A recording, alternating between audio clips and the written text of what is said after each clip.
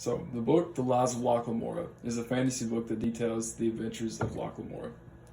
He was once an orphan who was adopted and raised by Chains, who was a priest and a thief in Camor. And the city of Camor is where the entire story takes place. So, Chains was the former duke in the army who was unable to continue because he developed a severe illness. Chains plays a huge role in this book because he is actually the guy who was behind the entire creation of the Gentlemen Bastards. The Gentlemen Bastards were a gang of thieves in the city of Camor who stayed hidden underneath the city, and Locke Lamora grew up to be the sole leader of the Gentlemen Bastards, and Chains trained him during his childhood to master things like disguise, swindling, theft, and every other skill that a thief could have. There were 7 total members of the Gentlemen Bastards.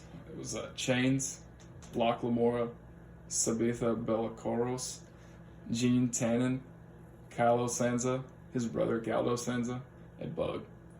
So Chains created the Gentlemen Bastards so that they could break the secret peace of Camor.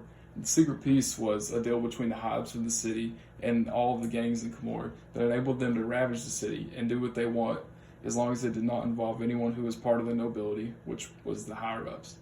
There was still punishment for crime in Camor, but only if you were caught in action. The nobility promised not to seek out those who were actively organizing the crime as long as it didn't involve them. There were 12 publicly acclaimed gods to the citizens of Camor, but the Gentlemen Bastards are loyal to a different god that's referred to as the Nameless 13th, and he's known as the god of crime and thieves. Locke Lamora is a priest of this god, and he's following in the footsteps of Chains, who is also a priest of the Nameless 13th.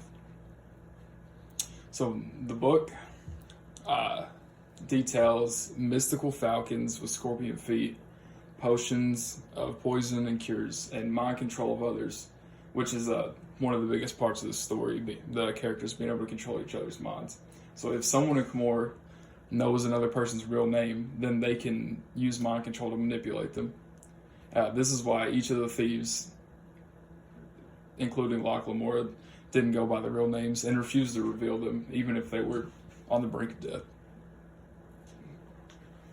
This story is a lot like Robin Hood, in where Robin Hood, the thief, stole from the rich and gave to the poor. In this story, these thieves are stealing from the rich to keep for themselves, who are also poor.